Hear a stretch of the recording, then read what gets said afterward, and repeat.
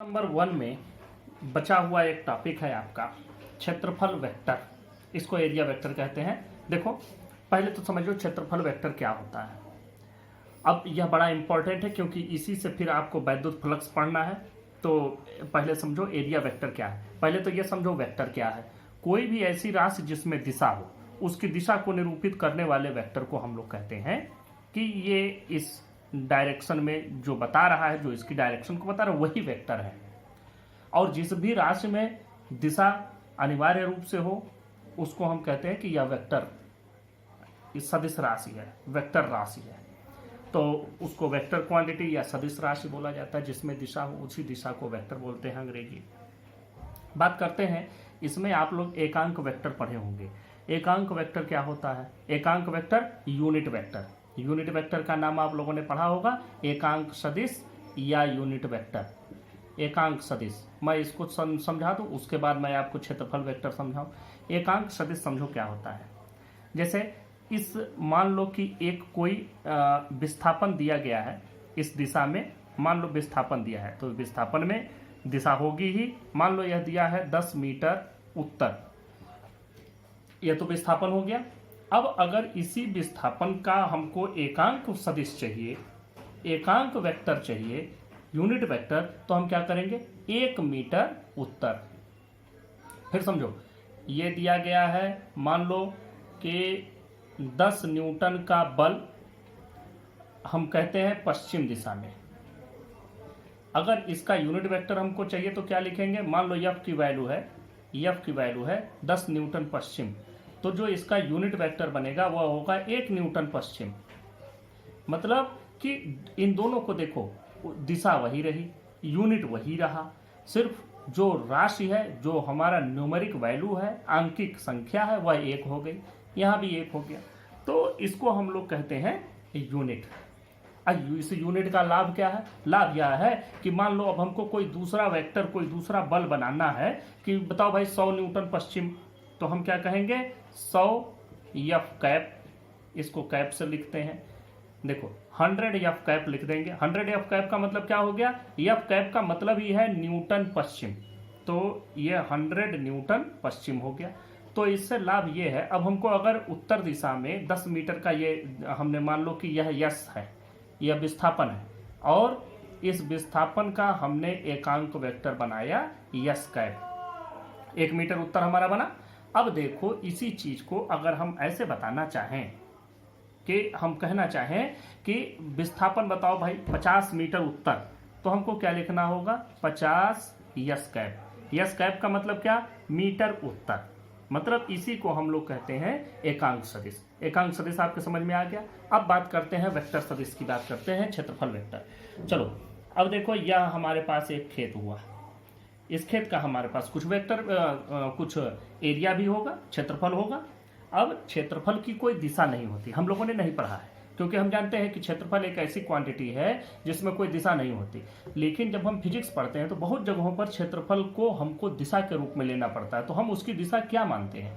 जैसे यह अगर खेत इसी बोर्ड पर हमने बनाया हो तो इसकी दिशा इस दिशा में होगी, ऊपर की ओर। ऊपर की ओर मतलब इसके ठीक सामने अभिलंब की दिशा में उसकी दिशा होती है। अब दूसरा चीज हम देखते हैं कि मान लो कि यह हमने एक लोहे का फ्रेम बनाया। इस लोहे के फ्रेम की अगर हमको जो ऐसे रखा हो तो इसकी अगर क्षेत्रफल तो इसका जितना हुआ यह क्षेत्रफल हुआ, लेकिन इस क्षेत्रफल का अगर हमको क्षेत्रफल वेक्टर चाहिए, एरिया वेक्टर, तो वो किधर होगा? वो इधर होगा।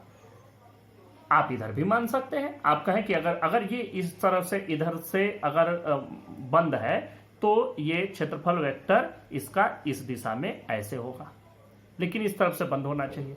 अगर इस तरफ से बंद नहीं है, इधर की ओर खुला हुआ है, तो क्षेत्रफल वेक्टर किधर हो गया? इधर। अगर हम इसको घुमा दिया ऐसे तो क्षेत्रफल वेक्टर ऊपर। तो ये क्षेत्रफल वेक्टर। क्षेत्रफल वेक्टर कैसे लिखते हैं?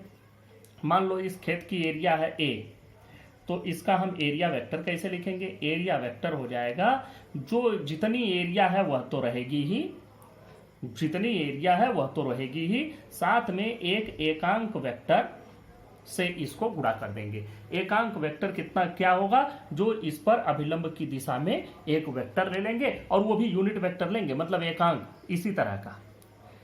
कि उसका जो दिशा हो वह तो दिशा इसके अभिलंबवत हो, लेकिन उसका मान सिर्फ एक हो। अब मीटर स्क्वायर होगा तो यह 1 मीटर स्क्वायर ऊपर की ओर। अगर मान लो ये इस तरह से शीट रखी हुई है तो इसका एरिया वेक्टर इस दिशा में ऐसे हो जाएगा इधर की ओर। अगर यह ऐसे रखा है तो ऊपर की ओर, नीचे रखा है तो नीचे की ओर। इस तरह से आप इसको इस क्षेत्रफल वेक्टर का जो मान होता है वह कितना है, इस क्षेत्रफल के बराबर। जैसे मान लो कि हमारे पास जिस क्षेत्रफल वेक्टर को हम निकालना चाहते हैं, मान लो कि इसकी लंबाई है 6 मीटर और चौड़ाई मान लेते हैं 4 मीटर। तो इसकी जो क्षेत्रफल हम निकालेंगे 24 वर्ग मीटर इसका हमको क्षेत्रफल मिला। तो ये तो 24 वर्ग मीटर आपकी एरिया हो गई, ये आपकी एरिया हो गई।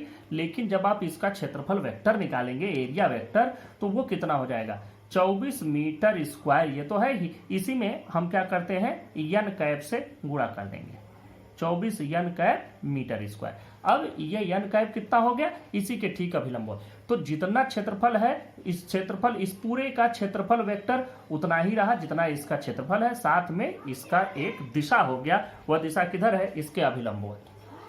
तो यह हो गया क्षेत्रफल वेक्टर। इसकी आप लोग एक परिभाषा भी लिखें।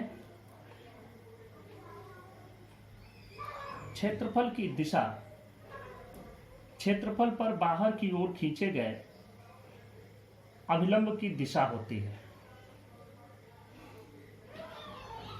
यदि कोई क्षेत्रफल A है, यदि कोई क्षेत्रफल A है और उस पर खींचे गए अभिलंब के अनुदिश एकांक वेक्टर n कैप है, तो क्षेत्रफल वेक्टर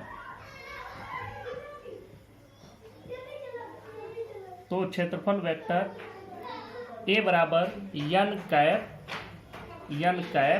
गुणे A, n कैप गुणे A। अगले टॉपिक पर बात करते हैं वैद्युत फ्लक्स। वैद्युत फ्लक्स का मतलब क्या है, जरा इसको समझो।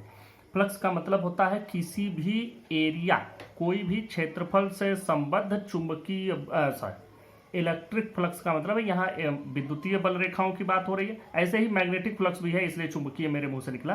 फिर से समझें, वैद्युत क्षेत्र के किसी भी पृष्ठ पे, किसी भी वैद्युत क्षेत्र में हम कोई भी काल्पनिक पृष्ठ मान सकते हैं। जैसे मान लो कि यहीं पर, यहाँ पूरा वैद्युत क्षेत्र है, या हमने मान लिया कि इस पूरे क्षेत्र में यह पूरा वैद्युत क्षेत्र है। इसमें अगर हम कोई काल्पनिक पृष्ठ मान लें, कोई काल्पनिक क्षेत्रफल की कल्पना कर लें, तो इस क्षेत्रफल से गुजरने वाले वैद्युत बल रेखाओं की संख्या को हम कहेंगे वैद्युत फ्लक्स। वही चुंबकीय बल रेखाओं की संख्या हो जाएगी तो चुंबकीय फ्लक्स हो जाएगा, जो आप आगे पढ़ेंगे 2 चैप्टर के बाद, तो वो भी समझो, ऐसी कोई बात नहीं उसको नहीं।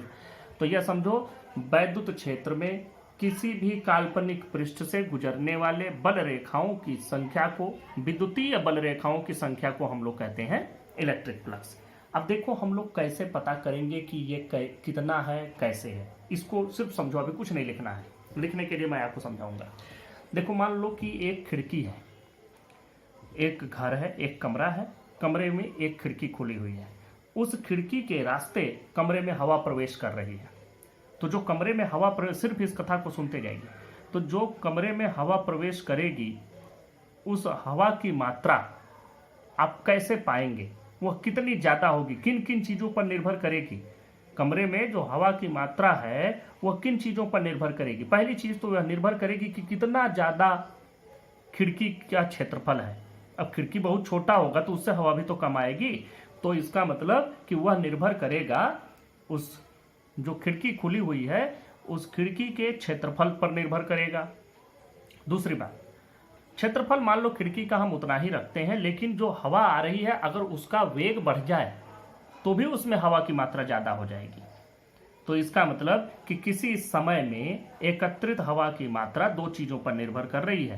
पहली चीज, जो उसमें खिड़की है, जिस रास्ते से हवा आ रही है, एक तो उसके क्षेत्रफल पर, और दूसरा निर्भर किया कि जो हवा आ रही है उसकी गति पर। जितना तेज गतिमान हवा होगी वह उतने ही वेग से आकर के हवा को भर दे। तो देखो अब यहां समझो, हवा को क्या समझोगे, हवा को समझोगे इलेक्ट्रिक फ्लक्स, हवा समझो इलेक्ट्रिक फ्लक्स, फाई ई से निरूपित करते हैं। और खिड़की का जो क्षेत्रफल है उसको आप मानेंगे एरिया वेक्टर। और दूसरी बात कि जो हवा की स्पीड है उसको मानोगे विद्युतीय क्षेत्र की तीव्रता। तो यह इन दोनों पर निर्भर कर रहा है, यह बढ़ेगा तो भी यह बढ़ेगा, तेज हवा आएगी तो भी उसमें आने वाली हवा की मात्रा ज्यादा हो जाएगी, खिड़की का क्षेत्रफल ज्यादा होगा तो भी उसमें आने वाली हवा की मात्रा बढ़ जाएगी। तो हम इसको लिख सकते हैं कि यह विद्युत क्षेत्र की तीव्रता और एरिया वेक्टर मतलब क्षेत्रफल वेक्टर दोनों के डाट पर, चूंकि यह एक स्केलर क्वांटिटी है, अदिश राशि है, और ये दोनों सदिश हैं, तो दो सदिश का गुणा तब भी अदिश होता है जब वो अदिश गुणन हो। तो यह अदिश गुणन है, तो यह अदिश गुणन हो गया। तो यह इसका एक सूत्र भी बन गया, या भी आप कुछ नोट नहीं करिएगा, सिर्फ समझते जाए। तो ये एक चीज बन गई। तो समझो कि जो फ्लक्स होता है वह फ्लक्स विद्युत क्षेत्र के जो बल रेखाएं हैं उनकी संख्या ही होती है, कितनी ज्यादा संख्या। अब देखो मैं बात करता हूं कि मान लो इस तरह से बल रेखाएं गुजर रही हैं, यह विद्युतीय बल रेखाएं गुजर रही हैं।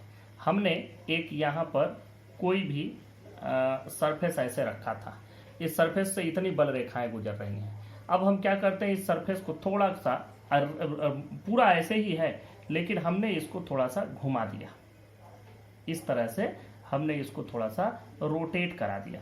रोटेट करा दिया तब क्या हुआ, थोड़ा और ज्यादा रोटेट करा दिया तो क्या हुआ, अब बहुत सारी बल रेखाएं इसके ऊपर से निकल गई, इससे पार ही नहीं हुई। तो इससे गुजरने वाले बल रेखाओं की संख्या में कमी आ रही है। कमी कैसे आ रही है जरा देखो, इसका अगर हम क्षेत्रफल वेक्टर निकालें तो वह इस दिशा में होगा, यह क्षेत्रफल वेक्टर हो गया। एक ई की दिशा भी यही है, तो जब दोनों एक ही दिशा में है, इनके बीच का कोण 0 है, कोई कोण नहीं बन रहा है इनके बीच में, इनके बीच का एंगल 0 हो गया, उस समय इससे मैक्सिमम गुजर रहे हैं। दूसरी बात, अगर हम इसको कहीं ऐसे कर दिए तो इसका क्षेत्रफल वेक्टर तो नीचे हो गया, जबकि बल रेखाएं तो ऐसे ऐसे गुजर गई, अब इससे कोई हो करके गुजरी ही नहीं, ये सब ऊपर से चली गई। तो हम क्या कहेंगे, हम कहेंगे कि इससे कोई रेखा बल रेखा गुजरी ही नहीं। तो इसका मतलब 0 अंश पर इसका मान अधिकतम है, यह अधिकतम मिल रहा है, और 90 डिग्री पर इसका मान बिल्कुल न्यूनतम है। तो इसका मतलब कि यह इन दोनों के बीच में, मतलब इलेक्ट्रिक फील्ड और जो एरिया वेक्टर है उन दोनों के बीच का जो एंगल है उसके कॉस पर निर्भर है। एंगल का कॉस हुई ऐसी एंगल है जिसकी 0 डिग्री पर मान 1 होता है और कॉस के 90 डिग्री पर मान 0 होता है। तो इसका मतलब कि यह जो फाई ई की वैल्यू है वह ई डॉट ए ही होगा, मतलब इनका अदिश गुणन ही होगा। मतलब इसको हम लिख सकते हैं ई ए कॉस थीटा। यह आपको पूरा समझ में आ गया होगा। वैद्युत फ्लक्स क्या है, वैद्युत फ्लक्स की परिभाषा लिखें। वैद्युत क्षेत्र में स्थित किसी काल्पनिक पृष्ठ पर वैद्युत फ्लक्स उस पृष्ठ से होकर गुजरने वाले वैद्युत बल रेखाओं की संख्या की माप है। इसे फाई ई से निरूपित करते हैं। यह एक अदिश राशि है, पारा बदल करके लिखिए।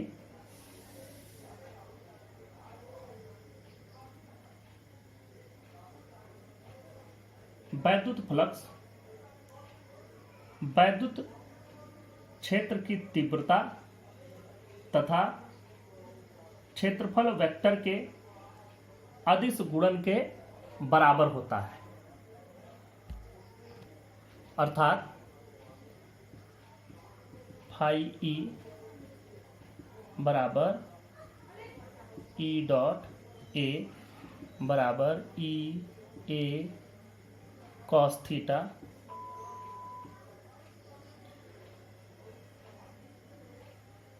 जहां थीटा बराबर वैद्युत क्षेत्र तथा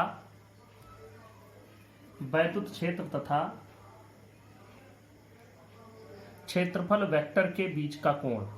यहाँ थीटा बराबर वैद्युत क्षेत्र तथा क्षेत्रफल वेक्टर के बीच का कोण।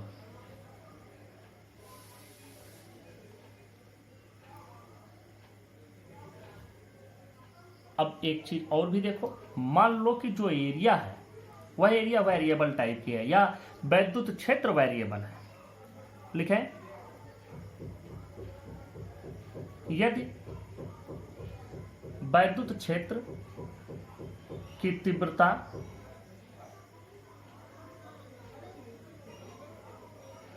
परिवर्तित हो रही हो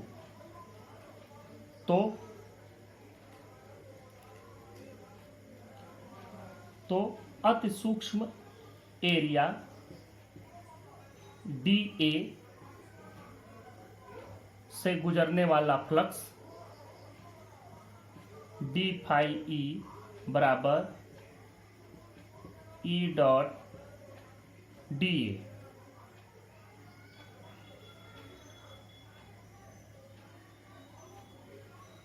संपूर्ण फ्लक्स फाई E बराबर इंटीग्रेशन E डॉट dA, ये समाकल के बराबर हो जाता है। अब यहाँ पर क्लोज्ड समाकल होता है, इसको हम लोग कहते हैं पृष्ठ समाकल। और ये इनक्लोज्ड एरिया मतलब परिबद्ध क्षेत्रफल के लिए है, जहां उससे घिरा हुआ क्षेत्रफल हो। तो यह E डॉट dA हो गया। वैद्युत फ्लक्स की मात्रा आपको समझ में आ गई।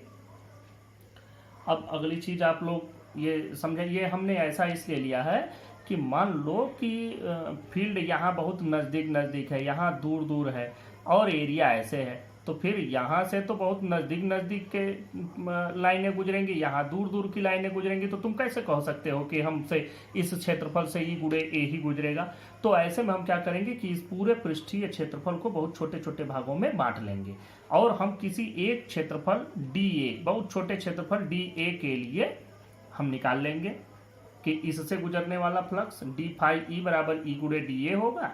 और जब हम पूरे की बात करेंगे तो हम इसको समाकलित कर देंगे, पृष्ठीय समाकलन हो जाएगा। तो इस तरीके से हम लोग यहाँ निकाल लेंगे। गॉस की प्रमेय अथवा गॉस का नियम, ये इसको गॉस थ्योरम या गॉस लॉ भी बोलते हैं, दोनों चीज कही जाती है। जरा इसको समझो इन्होंने क्या कहा था, पहले लिख लो। किसी बंद पृष्ठ से गुजरने वाला वैद्युत फ्लक्स ब्रैकेट में फाई E उस पृष्ठ द्वारा परिबद्ध कुल आवेश का 1/ε0 गुना होता है। देखो नीचे फाई E बराबर आपको मालूम है ये closed integration E dot dA आप करते हैं, और इसका मान होता है Q/ε0 के बराबर। यह मान आपका मिल जाता है। और जहां ε0 बराबर निर्वात की वैद्युतशीलता। अब देखो यहाँ पर हम लोग जो ये गॉस प्रमेय पढ़ रहे हैं, इस गॉस प्रमेय की कुछ मुख्य बातें भी हैं, उसको भी लिख लो, पैराग्राफ बदल करके लिखो। यह सिर्फ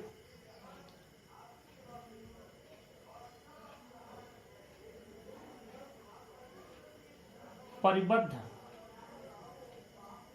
क्षेत्रफल के लिए ही है, मतलब क्लोज्ड सरफेस के लिए, बंद सरफेस के लिए, परिबद्ध सरफेस के लिए। जैसे एक गोले के अंदर, एक कमरे के अंदर, एक क्यूब के अंदर, क्यूबाइड के अंदर खुला हुआ जगह पर यह एप्लीकेबल नहीं है। उसी में दूसरी लाइन से फिर लिखो,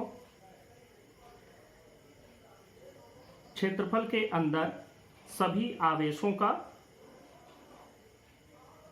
बीजगणितीय जोड़ लिया जाता है। अगली लाइन से लिखो, यदि कोई आवेश परिबद्ध क्षेत्रफल के बाहर हो तो उसका प्रभाव नहीं पड़ता है।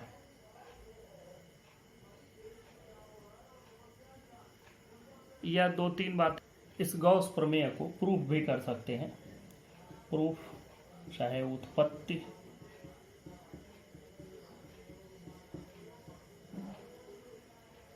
इसकी उत्पत्ति में देखो, मान लो कि एक चार्ज है, आवेश Q है, इसके चारों ओर एक आभासी क्षेत्रफल मान लो, एक आभासी पृष्ठ मान लो, और उस आभासी पृष्ठ को आप मान लें गोलीय रूप में, जैसे हम स्फेरिकल सरफेस मान लेते हैं, गोले के रूप में आप उसको मान लें। तो अब देखो, मान लो कि इससे हमको कहीं r दूरी पर, मान लो इससे r दूरी पर, ये इस गोले का मान लो त्रिज्या r है, तो इससे r दूरी पर अगर हमको कहीं भी वैद्युत क्षेत्र की तीव्रता चाहिए तो क्या मिलेगा, E बराबर 1/4πε0 Q/r²। ये आप पाते हैं, ये आपको मालूम है। अब देखो यहाँ पर आपको समझना क्या है, समझना यह है कि अगर मान लो कि हम इसमें कोई एक छोटी सी एरिया मान लेते हैं, मान लो यही एरिया हमने मान लिया, तो इस एरिया का जो एरिया वेक्टर होगा वह तो इस पर ठीक अभिलंबवत दिशा में ऊपर की ओर होगा, dA। और देखो जो यहाँ से वैद्युत क्षेत्र की तीव्रता होगी उसकी भी दिशा इसी, क्योंकि ये चार्ज से निकलने वाला सभी वैद्युत जो लाइनें होती हैं वो ऐसे ही होती हैं कि ठीक बाहर की ओर निकलती हैं, रेडियली आउटवर्ड, त्रिज्यिक रूप में आप बाहर निकलती हैं। तो देखो कि मान लो कि एक छोटे क्षेत्रफल dA, यहाँ से आप लिख सकते हैं क्षेत्रफल dA से संबद्ध इलेक्ट्रिक फ्लक्स d∅e बराबर E.dA, और यहाँ पर देखो दोनों एक ही दिशा में है तो इनके बीच का कोण कितना बना, E.dA cos 0, तो मतलब हम cos 0 का मान हो जाएगा 1, तो E/dA यह मिला है आपको। अब देखो यहीं पर इसको समझो, लिखें संपूर्ण गोलीय पृष्ठ से गुजरने वाला फ्लक्स, अब ये φe का मान हो जाएगा E.dA, ये मान होगा। अब ये E.dA हम लोग पा चुके हैं, और E.dA में हमको मिला था यही बराबर हो जाएगा E.dA के, यह E गुणे dA के बराबर हो जाएगा।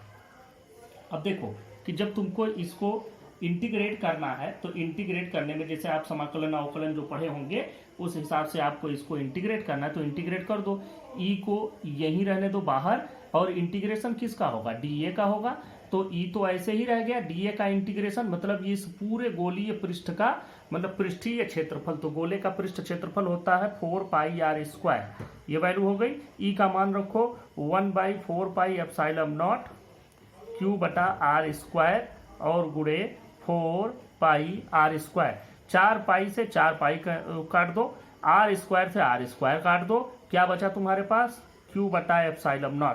तो पूरा जो फ्लक्स मिला है आपको इलेक्ट्रिक फ्लक्स वह Q/ε0, तो ये इसको सिद्ध कर देता है, तो यही आपका ये प्रूव्ड हो गया। तो यहाँ से आप लोग इसका प्रूफ भी देख सकते हैं। ये प्रूफ जनरली पूछा नहीं, लेकिन आपको आना चाहिए, पूछ दिया जाए कभी भी किसी भी परीक्षा में। अब बात करते हैं गॉस नियम के अनुप्रयोग। अनुप्रयोग मतलब हम इसको कहाँ अप्लाई कर सकते हैं, एप्लीकेशंस। पहला एप्लीकेशन एकदम बहुत इंपॉर्टेंट है, ये आपके बोर्ड की परीक्षा में बहुत पूछा जाता है। गॉस प्रमेय अगर पूछा जाए चाहे न पूछा जाए, लेकिन गॉस प्रमेय का अनुप्रयोग 2-3 अनुप्रयोग है, उनमें से कोई न कोई जरूर पूछा जाता है, ध्यान से समझें। पहला देखो, अनंत लंबाई की एक समान आवेशित सीधे तार के निकट वैद्युत क्षेत्र की तीव्रता। यह अनंत लंबाई का एक आवेशित तार हमने ले लिया। अब देखो लिख लो, अब पहले समझो कि मान लो इससे P दूरी पर, इससे R दूरी पर हम कोई बिंदु लेते हैं यहाँ, और इस जगह पर हमको वैद्युत क्षेत्र की तीव्रता पता करनी है। तो हम क्या करेंगे, हम यहाँ से गुजरने वाला एक कोई, हम इस प्रकार से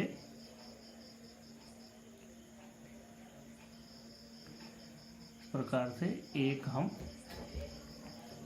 बेलनाकार, हम एक बेलनाकार यहाँ से एक पृष्ठ मान लेंगे, क्योंकि गॉस प्रमेय लगाने के लिए तो हमको क्लोज्ड सरफेस चाहिए, बंद सरफेस चाहिए। तो बंद के लिए अब हम क्या करें, इसको कहाँ रखें जिससे, तो यहाँ से बराबर दूरी पर, r ही दूरी पर अगर r त्रिज्या का हम बेलन बनाएं तो उस बेलन के अंदर ये तार आ जाएगा। अब ये बेलन इधर से बंद है, इधर से भी बंद है, और इधर ये बेलन का वक्र पृष्ठ हो गया। अब देखो लिख लो, माना एक अनंत लंबाई का तार जिससे r दूरी पर स्थित बिंदु P पर वैद्युत क्षेत्र की तीव्रता ज्ञात करनी है। माना तार पर आवेश का रेखीय घनत्व लैम्डा बराबर Q बटा L कूलाम प्रति मीटर है।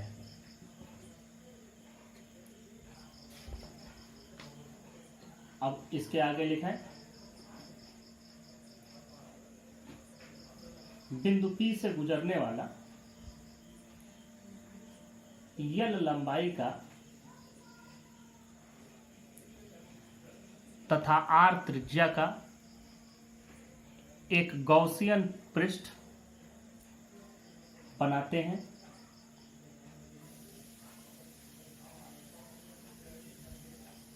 इसके वक्र पृष्ठ पर, पैराग्राफ बदल के लिखो, इसके वक्र पृष्ठ पर, ये वक्र पृष्ठ ये हो गया, इस पर इलेक्ट्रिक फील्ड की दिशा क्या होगी, इधर की होगी। ई की दिशा यहां पर देखो इधर होगा, और अगर ये सरफेस है तो सरफेस का जो एरिया वेक्टर होगा वो भी डी ए की दिशा अगर हम माने तो ये भी इसी दिशा में होगा। अच्छा, इसको A1 मान लो। इस पर देखो ये जो बंद वाला हिस्सा है, डब्बे का बंद हिस्सा, तो इसका एरिया वेक्टर किधर होगा, इधर की ओर होगा। इसको A2 मान लो। और इस पर भी वैद्युत क्षेत्र की तीव्रता तो यही दिशा में होगा। यहां पर बात करते हैं तो यहां पर यह इधर की दिशा में होगा, DA3 मान लो। और इधर भी वैद्युत क्षेत्र की तीव्रता इस दिशा में ही होगी। तो वैद्युत क्षेत्र की तीव्रता तो इधर से इधर या इधर से इधर, इधर की ओर बात करेंगे तो इधर की ओर आएगा। तो हम देखते हैं कि जो हमारे पास वैल्यू मिल रही है वह कितनी मिल रही है। तो अब हम आगे लिखते हैं, लिखें,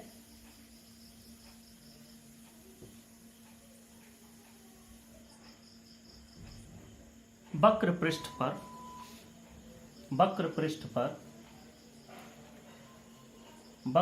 पर E डॉट DA1 बराबर EDA1 cos 0 डिग्री बराबर EDA1।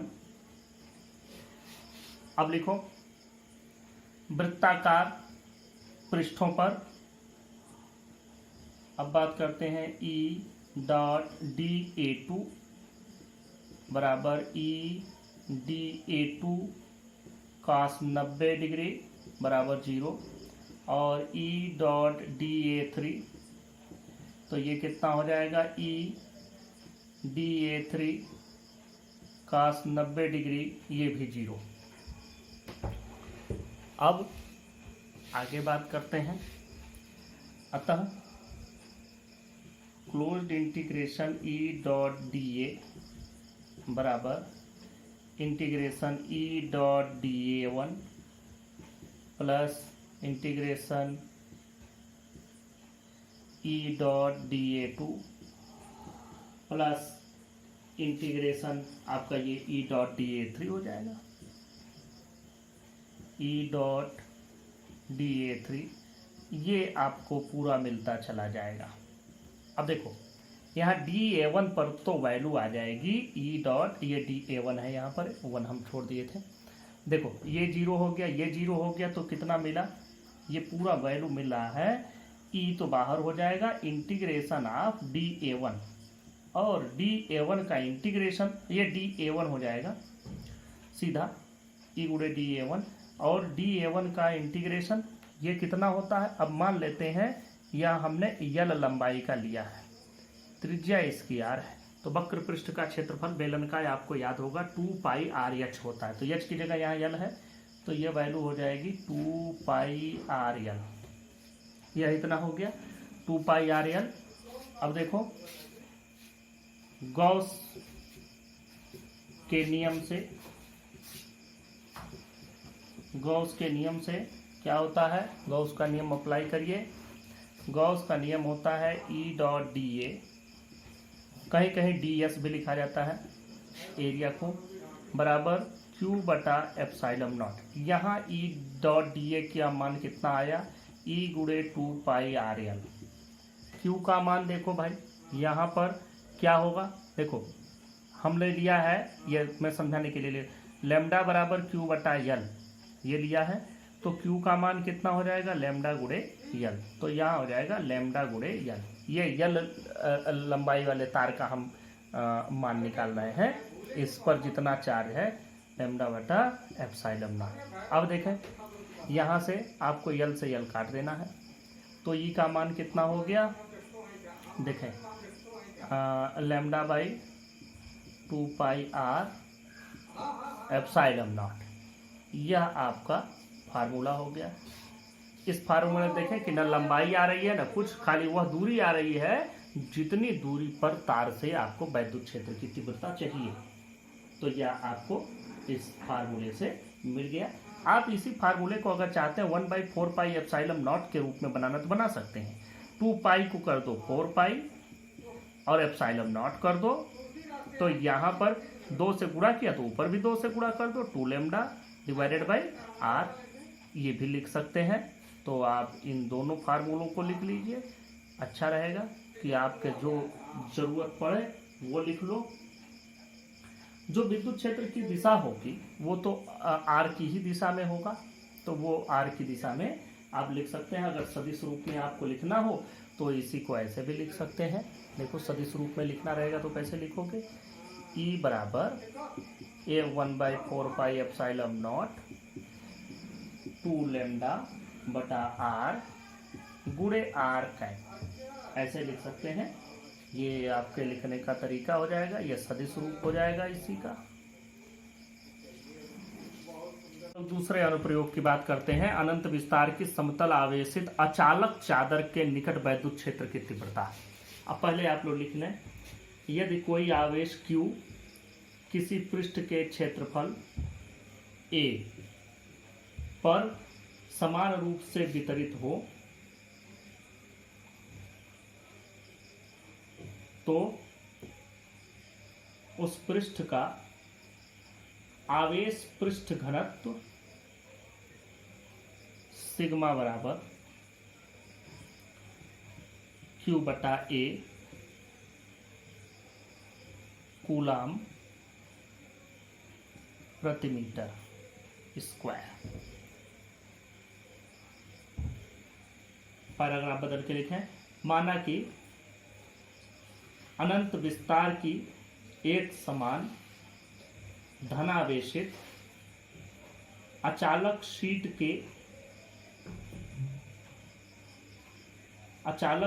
से आर दूरी पर एक बिंदु P पर वैद्युत क्षेत्र की तीव्रता ज्ञात करनी है।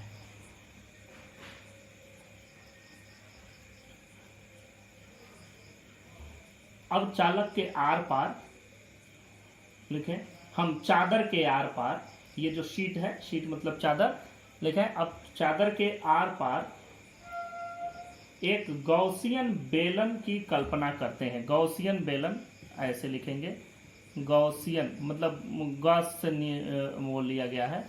गॉसियन बेलन की, यह गॉसियन सरफेस जो हम बनाते हैं ये कोई सरफेस होता नहीं है, सिर्फ इमेजिन कर लिया जाता है, इसको सिर्फ मान लिया जाता है, कल्पना कर ली जाती है।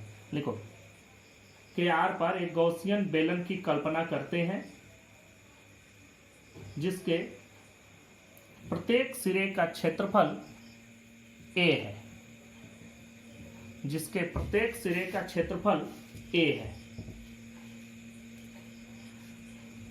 अब देखें, इसके मान लो इस हिस्से का जो एरिया वेक्टर होगा वो dA1 मान लेते हैं।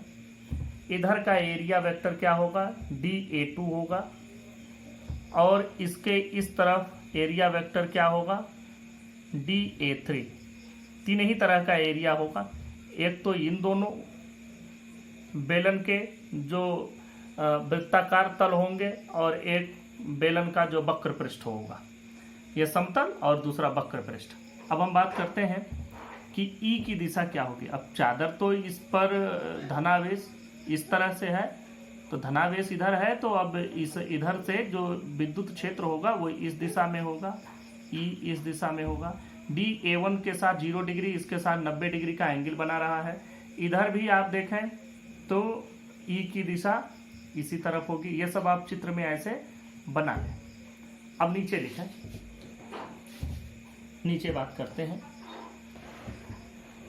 सबसे पहले हमको क्या पता करना है? सबसे पहले हम लोग पता करते हैं ई डॉट डी ए।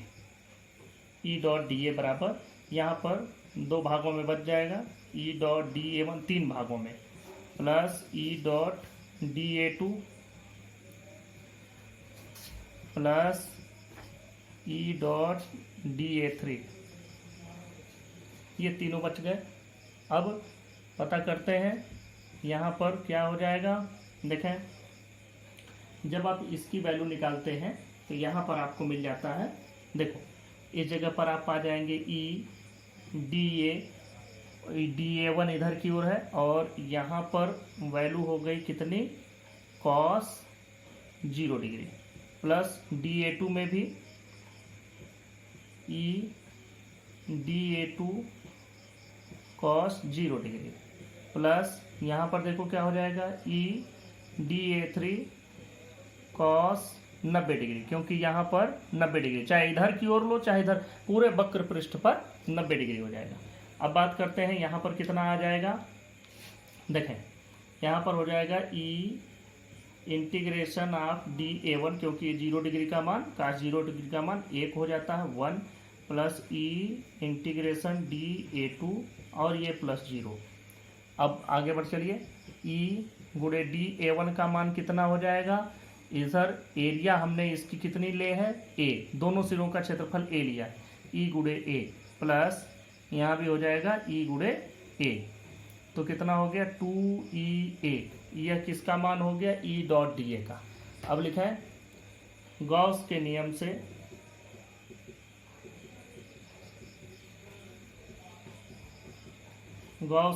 से ई डॉट डी ए बराबर Q बटा एप्सिलॉन नॉट, यह होता है। अब देखो ई डॉट डी ए का मान कितना आ गया, 2EA बराबर Q का मान कितना होगा। अभी हम लोगों ने यह यहाँ से कैलकुलेट किया है कि सिग्मा बराबर Q बटा ए। सिग्मा क्या था, पृष्ठ घनत्व, हम लोगों ने इसका जो लिया था आवेश पृष्ठ घनत्व लिया था। तो अब आवेश पृष्ठ घनत्व इतना है, तो Q बराबर क्या हो जाएगा, Q बराबर हो जाएगा सिग्मा गुणे ए, यह वैल्यू आ जाएगी। अब देखो सिग्मा गुणे ए हो गया, तो ए से ए आपका कैंसिल हो जाएगा। जब ए से ए कैंसिल हो गया तो आपके पास बचेगा क्या, ये देख लें, ये Q का मान हो गया बटा एप्सिलॉन नॉट, ए से ए काट दो, क्या बचा, ई का मान। यहाँ से देखो ई का मान जो आपके पास बच रहा है वही ई का मान लिखते हैं।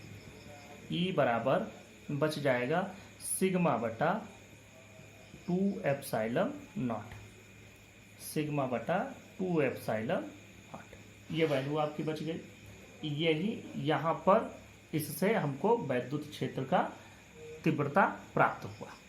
ये अनंत विस्तार की आवेशित अचालक चादर है। अचालक चादर का मतलब कि उस पर वो कंडक्टिंग नहीं है, उससे एक जगह से दूसरी जगह से आवेश चलेंगे नहीं, जहाँ दिया जाएगा वहाँ पर रहेंगे, उस पर फैले रहेंगे। अब अगली बात पर चलते हैं, आवेशित चालक के ठीक बाहर वैद्युत क्षेत्र की तीव्रता। यह एक चालक हो गया। अभी तक हमने एक अचालक लिया था, हम चालक ले लिए। मान लो कि इसका जो आवेश पृष्ठ घनत्व है या पृष्ठ आवेश घनत्व वो है सिग्मा, और सिग्मा की जो भी वैल्यू होगी आपको मालूम है ये Q बटा ए के बराबर होता है। हमने इसको चार्ज दिया और इसके ये दोनों साइड में, जैसे समझो कि ये इस तरह का है, इसके इधर भी चार्ज फैल गया, इधर भी चार्ज फैल गया। अब हमको अगर इस बिंदु पर, यहाँ पर यह P बिंदु हमने ले लिया, इसकी वजह से इलेक्ट्रिक फील्ड की वैल्यू यहाँ चाहिए, तो कैसे निकालोगे। देखो इस सरफेस के कारण, सरफेस 2 के कारण इस पर इधर की ओर लगेगा, और सरफेस 1 पर भी पॉजिटिव चार्ज है तो यह भी इस पर इसी दिशा में इलेक्ट्रिक फील्ड लगाएगा। तो देखो सरफेस 1 के कारण जो फील्ड हुआ E1 और सरफेस 2 के कारण फील्ड हुआ E2, तो टोटल फील्ड क्या हो गया, E बराबर E1 प्लस E2, यह आपको वैल्यू मिलेगी। E1 E2 की वैल्यू ले लो। अभी इसके ठीक पहले आपने डिराइव किया है कि सिग्मा बाई 2 एप्सिलॉन नॉट एक साइड से होता है, प्लस ये भी सिग्मा बाई 2 एप्सिलॉन नॉट, दोनों को जोड़ेंगे तो क्या हो जाएगा 2 सिग्मा बाई 2 एप्सिलॉन नॉट, ये वैल्यू हो जाएगी सिग्मा बाई एप्सिलॉन नॉट। यहाँ से आपको यह मान मिल जाएगा कि इलेक्ट्रिक फील्ड का जो वैल्यू होगा sigma by 2 epsilon not. This is the value of electric field. अब समझो कि यह आवेशित चालक के ठीक बाहर होगा। अब हम लोग दूसरा एक और इसी में मान लेते हैं कि हमारे पास 2 आवेशित चालक हैं। अब इसी को एक चौथा ले लेते हैं। हम लोग 2 आवेशित चालक ले लेते हैं। एक ऐसे ले लिया, इस पर धनात्मक आवेश दे दो, इसी के बगल में एक और दे दो, इस पर ऋणात्मक आवेश दे दो। चलो इस पर अब बात करते हैं। इस पर धनात्मक आवेश हो गया, इस पर ऋणात्मक आवेश हो गया। अब हमको वैद्युत क्षेत्र की तीव्रता चाहिए, और कौन कौन जगहों पर चाहिए। यहाँ हम 2-3 जगह ले लेते हैं। एक हमको चाहिए इधर, एक यहाँ, एक यहाँ। चलो इसको मान लिया 1, इस बीच वाली जगह को 2, इस वाली जगह को 3। तो यहाँ पर पहले हम बात करते हैं। तो 1 पर, स्थिति 1 पर हम बात करते हैं। तो स्थिति 1 पर जैसे ही आप चलेंगे तो यहाँ पर जो विद्युत क्षेत्र की तीव्रता होगी, देखो इसके कारण हम दोनों लिए हैं, यह इसको ये मान लो, इसको 1 मान लो, इसको 2 मान लो। तो 1 की वजह से जो लगेगा वो इस दिशा में लगेगा प्लस वाला, और यहाँ इसकी वजह से जो लगेगा वह इधर की ओर लगेगा। तो E1 की दिशा ये हो गई, E2 की दिशा ये हो गई। देखो विद्युत क्षेत्र की तीव्रता का क्या मतलब कि वहां पर एकांक धन आवेश रखा हुआ है, उस पर जिस दिशा में बल लगे। तो यहाँ धन आवेश रखोगे तो ये धन वाला तो इसको इधर की ओर प्रतिकर्षित करेगा, लेकिन ये ऋण वाला प्लेट अपनी ओर इधर आकर्षित करेगा। तो यहाँ पर 2 प्लेटें रखी हुई हैं, धन आवेशित और एक ऋण आवेशित। इसमें 3 पोजीशन पर निकालना है। तो देखो यहाँ पर यह जो बाएं दिशा में है इसको हम ऋणात्मक लेके चलते हैं, दाहिने दिशा में है धनात्मक लेके चलेंगे। तो ये यहाँ पर E की वैल्यू कितनी हो जाएगी, देखो E1 ऋणात्मक है माइनस E1, क्यों, क्योंकि ये बाएं दिशा में है। हम कोई जरूरी नहीं है, आप इसको भी ऋणात्मक ले सकते हैं, तब इसको धनात्मक ले लो। एक को किसी एक को धन मान लो तो दूसरी को ऋण मान लो।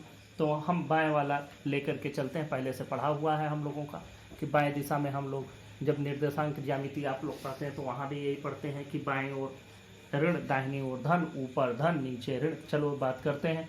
अब देखो E2 की दिशा इधर। अब बात करते हैं कि कितना होगा। अब मान लो अगर दोनों पर जो आवेश घनत्व है एक ही हो, तो इस पर क्या हो जाएगा माइनस सिग्मा बटा 2 एप्सिलॉन नॉट, और यहाँ पर हो जाएगा प्लस सिग्मा बटा 2 एप्सिलॉन नॉट। वैल्यू हो गई 0। तो 1 पर वैल्यू क्या मिली 0।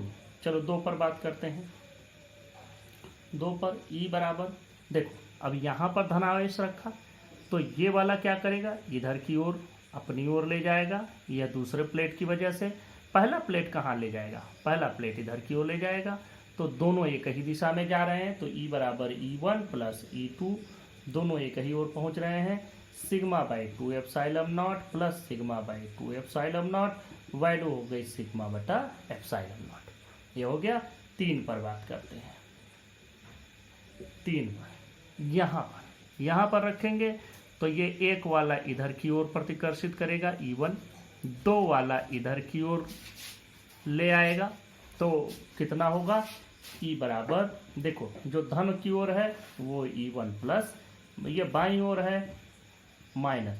अगर दोनों पर पृष्ठ घनत्व तो एक ही है तो सिग्मा बटा 2 एप्सिलॉन नॉट माइनस सिग्मा बटा 2 एप्सिलॉन नॉट मतलब 0। तो अगर धनावेशित ऋणावेशित दो प्लेट हों तो उनके बीच में ही हमको इलेक्ट्रिक फील्ड मिलता है, उसके इधर भी जीरो इधर भी जीरो, बाकी दोनों दिशाओं में दोनों तरफ जीरो हो जाता है। तो इस तरह से यह चैप्टर A1 का छूटा हुआ कुछ टॉपिक था। गॉस का प्रमेय इसमें बहुत महत्वपूर्ण है, और यह जो आपने पढ़ा इसका आपको समझ में आएगा जब आप सेकंड चैप्टर में जब आप संधारित्र पढ़ेंगे। तो संधारित्र में इसका बड़ा प्रयोग है। संधारित्र में भी दो प्लेट होती है, एक पर धनावेश एक पर ऋणावेश होता है, दोनों पर डेंसिटी सेम ही होती है, जितना घनत्व इस पर आवेश का उतना घनत्व इस पर होता है। तो उसमें भी इधर और इधर कोई वैद्युत क्षेत्र नहीं मिलता, इलेक्ट्रिक फील्ड कहाँ मिलता है, बीच में मिलता है। तो इस प्रकार यह आपका चैप्टर समाप्त हुआ। धन्यवाद।